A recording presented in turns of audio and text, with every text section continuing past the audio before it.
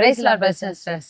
பிசாசின் தந்திரங்களுக்கு எதிர்த்து நிற்க இன்னைக்கு ஏன் அநேக கிறிஸ்தவங்களுக்கு திராணி இல்லை, நம்ம மொழியில சொன்னோம்னா ஏன் தெம்பு இல்லை அப்படின்ற பத்தி இந்த வீடியோ நம்ம விரிவா பார்க்கலாம்.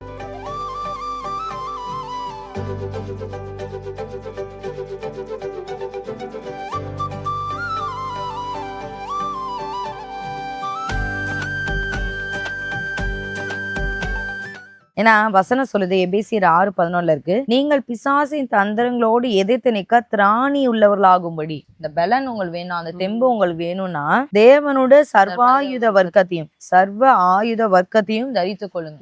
எல்லாத்தையும், சர்வனா என்ன, சகலமும் எல்லா ஆயுதத்தையும் தரித்துக் கொள்ளுங்கள் அப்படின்னு சொல்றாங்க. நீங்க இந்த இடத்துல நீங்க பாத்தீங்கன்னா அவர் அந்த யுத்தத்தை, ஆவிக்குரிய யுத்தத்தை பத்தி தான் சொல்லுவார். அதுல மொத்தம் 6 காரியங்கள் நம்ம சொல்லுவார். நம்ம எல்லாருக்கும் தெரிஞ்ச வசனங்கள் தான். எபேசியர் 6:14 வரைக்கும் நம்ம பார்த்தோம்னா தெரியும். சத்தியம் எனும் கச்சை, நீதி எனும் மார்க்கவசம், சமாதானத்தின் சுவிசேஷ குறை, ஆயத்தம் எனும் பாதரட்சை, பொல்லாங்கன் எய்யும் அக்கினியாஸ்திரங்களை அவித்து போடத்தக்கதாக விசுவாசம் எனும் கேடகம், ரட்சணியம் எனும் தலை சீரா ஆவியின் பட்டயம், வசனமாகி ஆவியின் பட்டயம். இதுல மேக்சிமம் எல்லாரும் யூஸ் பண்றது என்ன அப்படின்னா அந்த வசனம் என்னும் ஆவியின் பட்டயம் தான். இதுல 6ல் 5 இது நம்மளை பாதுகாக்கிறதுக்கு, ஒரு இது எதிரியை தாக்குறதுக்கு. இன்னைக்கு எல்லாம் நம்ம என்ன பண்றோம் அப்படின்னா எதிரியை தாக்குறது கரெக்டா பண்றோம். எதிரியை நம்ம தாக்குறோம், எல்லாருமே எதிரியை தாக்குறோம். ஆனா நம்ம அவனால காயப்படவும் செய்யறோம். அதையும் நம்ம அக்செப்ட் பண்ணி தான் ஆகும். ஏன்னா எப்பப்பெல்லாம் ஆவிக்குரிய யுத்தம் பண்றோமோ நம்மளுக்கும் அந்த காயங்கள் வருது. அவனையும் நம்ம தாக்க தான் செய்யறோம், வசனத்தை கொண்டு அவனையும் தாக்குறோம். ஆனா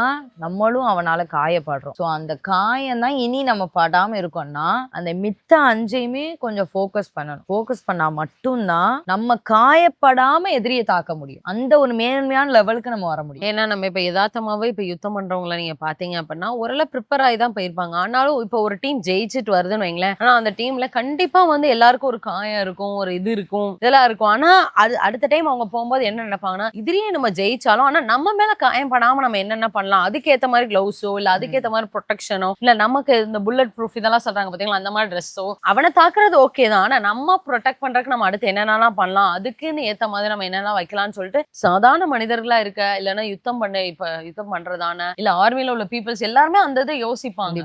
அதேதான் நம்ம இப்ப இந்த ஸ்பிரிச்சுவல் வேலையும் நம்ம பார்க்க போறோம்.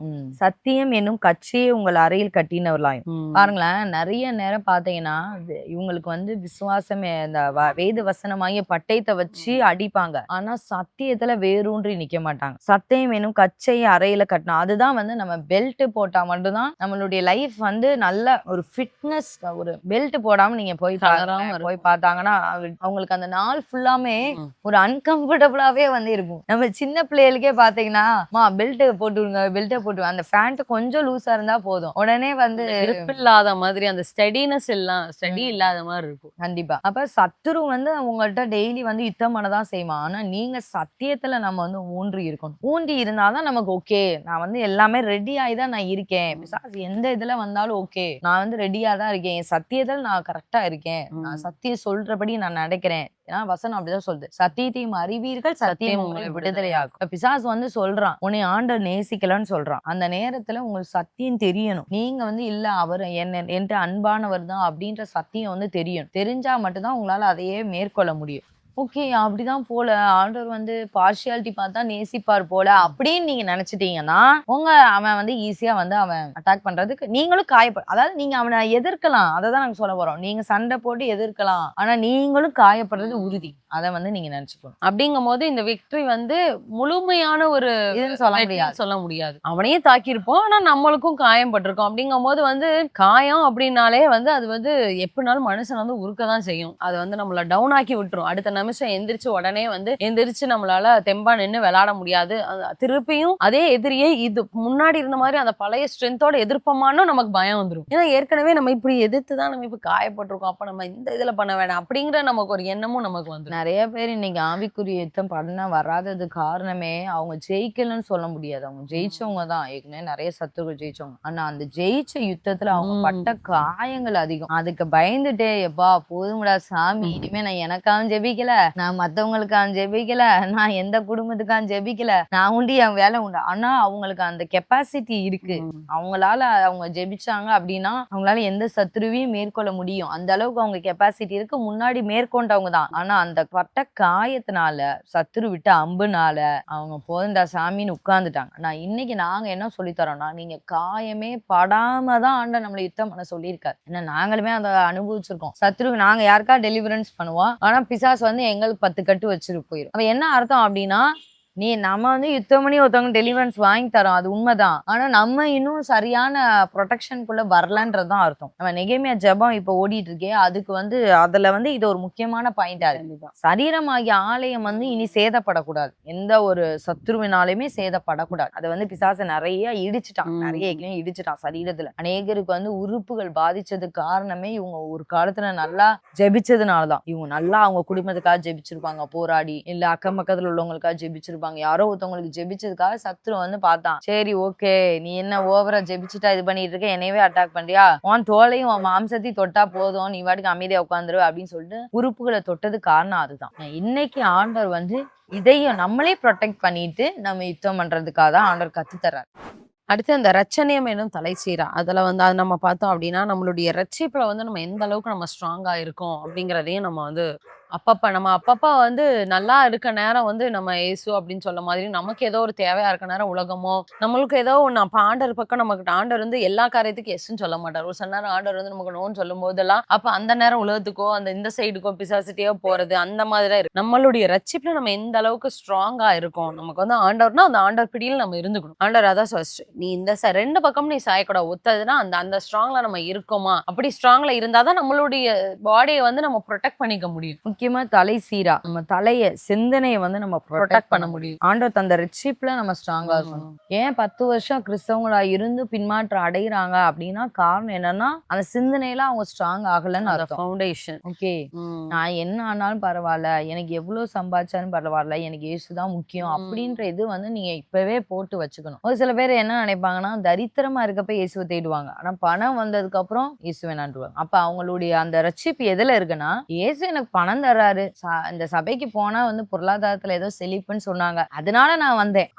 அது வந்து ஸ்ட்ராங்கான ஃபவுண்டேஷனே கிடையாது. அந்த சிந்தனை வந்து கிடையாது. அப்ப பிசாசு வந்து எதுல அட்டாக் பண்ணுவானா அதுலதான் வந்து அட்டாக் பண்ணுவான். நீங்க ஒரு காலத்துல பிசாசு ஜெயிச்சிருக்கலாம், பயங்கரமா விக்கிரத்தை ஜெயிச்சிருக்கலாம், ஆனா வந்து சொல்லுவான் அவன், இப்பதான் உனக்கு பணம் வந்துருச்சுல, கொஞ்சம் ரிலாக்ஸ் ஆயிரு அப்படின்னு, இனி நீ எதுக்கு இயேசுவை தேடுற அப்படின்னு. உங்க ரட்சிப்பு எதுல இருக்கு?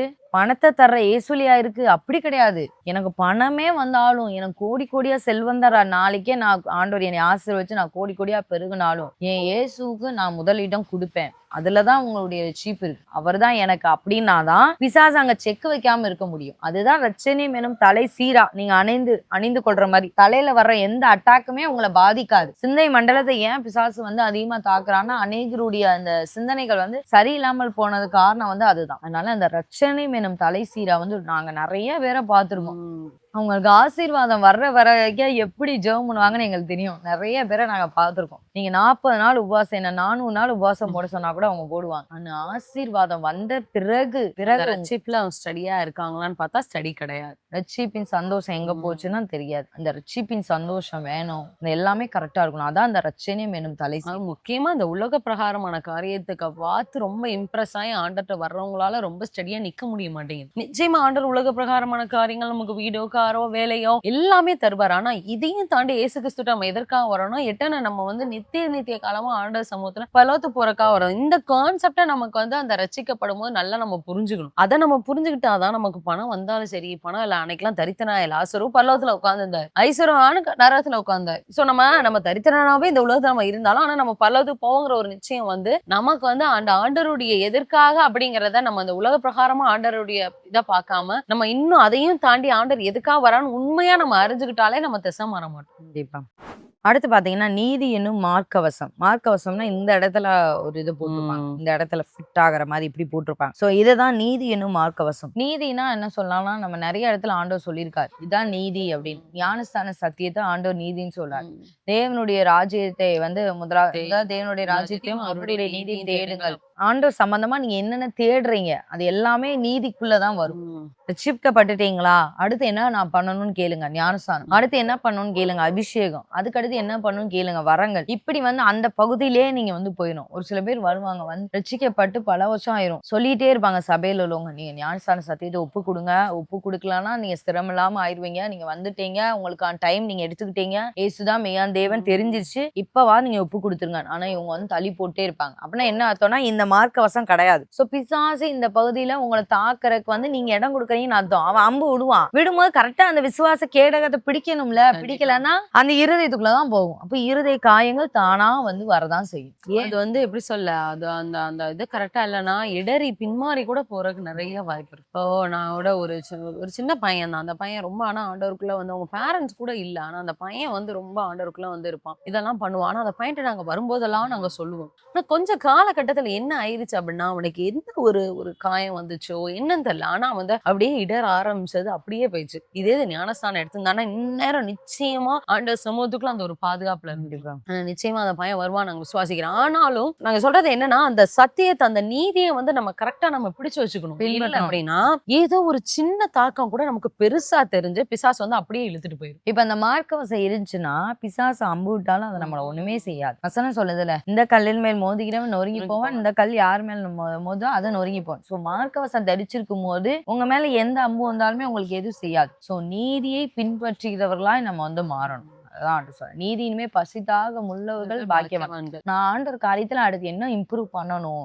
அந்த பசி தாகம் வந்து நம்மகிட்ட இருந்துட்டே இருக்கும். சும்மா போனோமா சபையிலே உட்கார்ந்தோமா ஒண்ணுமே செய்யாம உட்கார்ந்தோமா அப்படின்ற மாதிரி இருக்கக்கூடாது. பசி தாகம் உங்களுக்கு வரணும். ஓகே, நான் அடுத்து என்ன பண்ணணும், அடுத்து நான் எப்படி என்னை இம்ப்ரூவ் பண்ணிக்கணும், அடுத்து நான் என்ன சத்தியத்துக்கு ஒப்பு கொடுக்கணும், அதுதான் நம்ம வந்து நீதியை வந்து பின்பற்றுறது வந்து அதுதான். ஸோ அதுல நீங்க கரெக்டா இருக்கும் போதுதான் இருதயத்துல வர்ற அந்த அந்த காயத்துல இருந்தோ அந்த அம்புல இருந்தோ நீங்க வந்து தப்பிக்க முடியும்.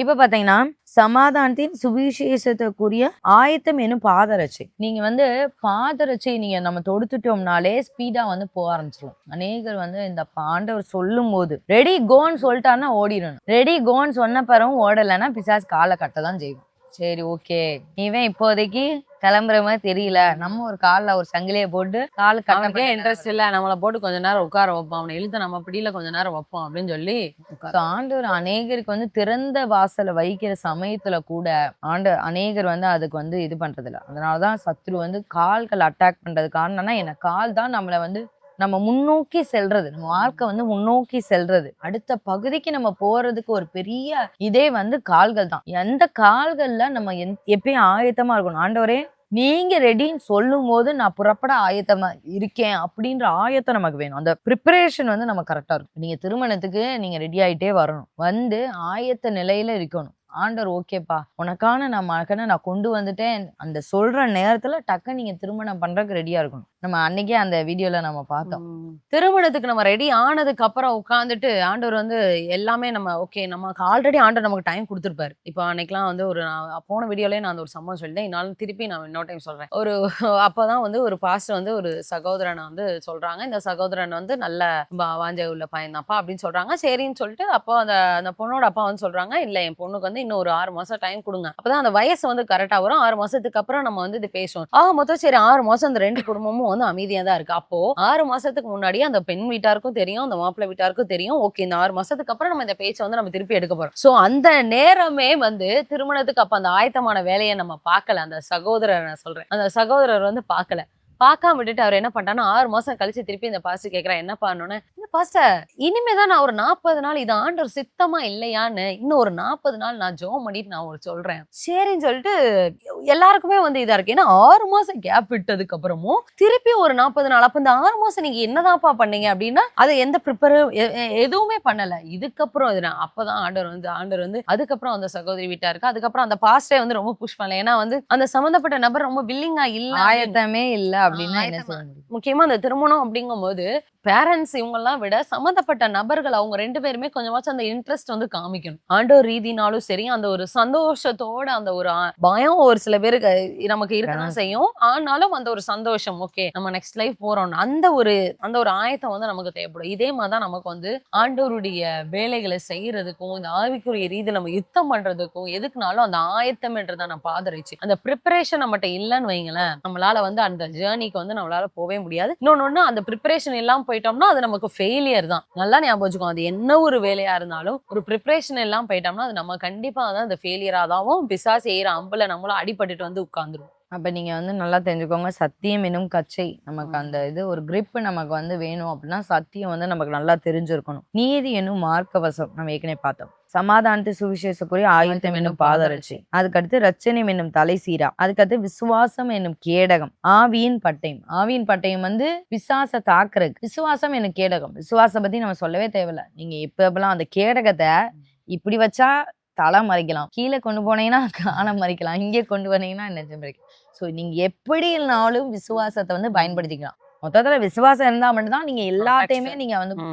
எதுவுமே மேல இருந்து கீழே வரைக்கும் நீங்க போடாட்டினா கூட, நான் அந்த சத்தியம் என்னும் இதெல்லாம் இல்லாட்டினா கூட இந்த விசுவாசம் ரொம்ப இருந்துச்சுன்னா, அதனாலதான் அந்த ஒரு பாயிண்ட் அவர் சொல்லுவார், எல்லாவற்றிற்கும் மேலாக விசுவாசையால் பிடிச்சுக்கோங்கப்பா அப்படின்னு அவர் சொல்ற காரணம் தான். ஏன்னா தலைசீராவே நம்ம போடாட்டினா கூட அந்த விசுவாசம் இருக்கும்போது ப்ரொடெக்ஷன், டிவைன் ப்ரொடெக்ஷன் நமக்கு வந்து வந்துரும். ஏன்னா ஆண்டவர் வந்து நம்மளை எப்பயுமே ஆண்டவர் நம்மகிட்ட வந்து ஒரு ரூல்ஸ் படியோ இல்லைன்னா ரொம்ப புஷ் பண்ணியோலாம் நம்மளுடைய ஆண்டவர் வந்து எதுலையுமே நம்ம நடத்தப்பாட்ட. ஏன் பிள்ளை என்னை நம்பி விசுவாசத்தோட வருதா, இந்த ஒரு பாயிண்ட் தான் ஆண்டவருக்கு வந்து ரொம்ப ரொம்ப இது பண்ணும். என்னை நம்பி அந்த விசுவாசம். ஸோ அந்த விசுவாசம் நம்ம வந்து அது கரெக்டா நம்ம அதுக்காக நாங்க விசுவாசம் மட்டும் வச்சுட்டு நீங்க போங்க நாங்க சொல்லலாம். ஆனா இது எல்லாம் காட்டிலும் விசுவாசம். ஸோ அப்படிங்கும்போது நமக்கு வந்து ஆட்டோமேட்டிக்கா நமக்கு அந்த விசுவாசம் அந்த கேடையும் இருக்கும், டிவைன் ப்ரொடெக்ஷன் நமக்கு கண்டிப்பா இருக்கும். இன்னொன்னு ஒரு பக்கம் பாத்தீங்கன்னா, ரட்சிக்கப்படாதவங்களுக்கு கூட சில காரியங்கள் சக்சஸ் ஆகுற, சில காரியங்கள்ல நிறைய காரியங்கள் சக்சஸ் ஆகுதுன்னா அவங்களுக்கு அந்த நம்பிக்கை தான், அந்த பாசிட்டிவா பேசுறதுதான் அந்த கேடகம். இப்ப பிசாசு வந்து அம்பு விடுறான்னா அவங்களுக்கு தான் அம்பு விடதான் செய்வான்.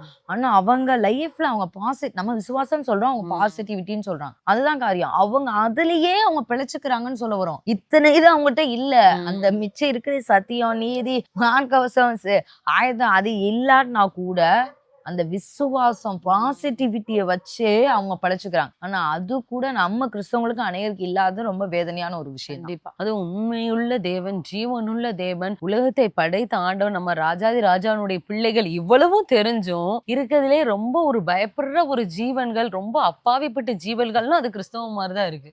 இன்னைக்கு நிறைய நேரம் அவங்களே இப்ப பாசிட்டிவிட்டியை பத்தி அதிகமா பேசுறாங்க. எப்பயும் நம்ம பாசிட்டிவா இருக்கணும், என்ன நடந்தாலும் நம்ம வியாதிக்கே அவங்க அதுல தீர்வு காண்றாங்க நிறைய பேர். ஆண்டவர் நீதிமான் 7 தரம் விழுந்தாலும் எந்திரிப்பான்னு ஆண்டவர் நமக்கு சொல்லியிருக்காரு. ஆனா இன்னைக்கு அவங்க எல்லாம் பார்த்தோம்னா எப்பனா விழுந்தவா எந்திரிச்சு, நெவர் கிவ் அப், எந்திரிச்சு ஓடுங்க ஓடுங்க ஓடுங்க, இதெல்லாம் இந்த மாதிரி வார்த்தைகள்லாம் பைபிள்ல இருந்து வந்த வார்த்தை தான் அவங்க கோட்டா மாத்தி இப்ப அவங்களே அந்த பாசிட்டிவிட்டியில வச்சே பழைக்கிறவங்க நிறைய பேர் இருக்காங்க. அததான் ஆண்டவர் வந்து சொல்றாரு, நம்ம பைபிள்ல இருந்து எடுத்தவங்க தான் அநேகர் வந்து இன்னைக்கு வாழ்ந்து அவன் வந்து காப்பி அடிக்கிறது தான். சோ அவன் ஒன்னும் சுயமா அவன் எதையும் செஞ்சது கிடையாது பிசாசு. சோ அந்த நேக்கு ஆனா அது கூட நம்மளால இன்னைக்கு புரிந்துக்க முடியாத அளவுக்கு நம்ம வந்து அந்த அளவுக்கு தொய்வுல இருக்கோம்னு சொல்ல வரும். இந்த அளவுக்கு கிறிஸ்தவங்க நிறைய பேர் இருக்காங்க. எப்ப பார்த்தாலும் அவிசுவாசமா பேசி அவிசுவாசமா நினைச்சு சுத்தி பாசிட்டிவா இருக்கிறவங்களையும் அவிசுவாசமாக்கி அந்த மாதிரி, அதுதான் ஒரு பெரிய இது. ஒரு குடும்பத்துல ஒரு ஆள் நெகட்டிவ் இருந்தா அந்த நெகட்டிவிட்டி அவங்களோட இருக்கட்டும்னா பரவாயில்ல, அவங்க மித்தவங்களையும் வந்து சொதப்பி அவங்களையும் நெகட்டிவா மாத்துறாங்கன்னா அங்க இருக்க மித்த இருக்க 4-5 பேருக்கு அந்த பாசிட்டிவ் எனர்ஜி வந்து இல்லன்னு அர்த்தம். அட்லீஸ்ட் அவங்க நெகட்டிவா பேசலாட்டினாலும் ஆனா நெகட்டிவா இன்ஃபுளுன்ஸ் ஆகுறாங்க. நம்ம என்ன பண்ணோம், ஒரு ஆள் நெகட்டிவா இருந்தாலும் நம்ம பாசிட்டிவா நம்ம அவங்களுக்கு திணிச்சு அந்த நெகட்டிவா அமத்த தான் பார்க்கணுமே ஒழிய அந்த நெகட்டிவை கேட்டுட்டு இங்க உட்காந்து அழுகிறதுக்கு தான் இன்னைக்கு நமக்கு நிறைய நேரம் நமக்கு வந்து அந்த ஒரு எண்ணங்கள் நமக்கு இருக்கு. நிறைய குடும்பத்துல அதுதான் நடக்குது. அதான் இந்த இடத்துல அவர் சொல்றாரு, பிசாசின் தந்திரங்களோடு எதிர்த்து நிக்க உங்களுக்கு திராணி வேணும், அந்த தெம்பு நமக்கு வேணும். பிசாசு தந்திரமா தான் செயல்படுவோம், ஆனா அதை எதிர்த்து நிக்க நமக்கு தெம்பு வேணும்னா இந்த சர்வாயுத வர்க்கத்தெல்லாம் நம்ம தரிச்சு கொள்ளணும். இதை பத்தி நம்ம சேனல்லயும் நிறைய வீடியோ போட்டிருக்கோம், இந்த இதை நல்லா எக்ஸ்பிளைன் பண்ணியோம். ஸோ இதை வந்து நம்ம ஆவிக்குரிய ரீதியிலையும் எப்படிலாம் நம்ம பண்ணணும், யுத்த காலத்துல நம்ம நிற்கும் போது எப்படி இருக்கணும் அப்படிங்கறத வந்து நம்ம இன்னைக்கு இந்த வீடியோல பார்த்தோம். இது நிச்சயமா ஒரு பிரயோஜனமா இருந்திருக்கும் அப்படின்னு நான் சுவாசிக்கிறேன். இனி வரும் நாட்கள்ல இத்தனை நாள் ஒருவேளை நம்ம விசுவாசம் எதிர்த்து நின்று நம்மளும் திருப்பி காயப்பட்டிருக்கலாம். ஆனா இனி வரும் நாட்கள்ல நம்ம காயப்படாம அந்த ஒரு ப்ரொடெக்ஷன்ல இருந்தே எப்படி பிசாசை எதிர்த்து நிக்கணும் அப்படிங்கிறதையும் நம்ம தெரிஞ்சிருக்கோம். இனி ஒரு நாட்கள்ல அதையும் நீங்க பிராக்டிஸ் பண்ணி நீங்க உங்களுடைய ஜெப வாழ்க்கையில, உங்க ஆவிக்குரிய வாழ்க்கையில அதை அப்ளை பண்ணி பாருங்க. நிச்சயமா உங்களுக்கு பிரயோஜனமா இருக்கும். மீண்டும் அடுத்த ஒரு வீடியோல உங்களை சந்திக்கிறோம். கர்த்தர் உங்களை ஆசீர்வதிப்பாராக.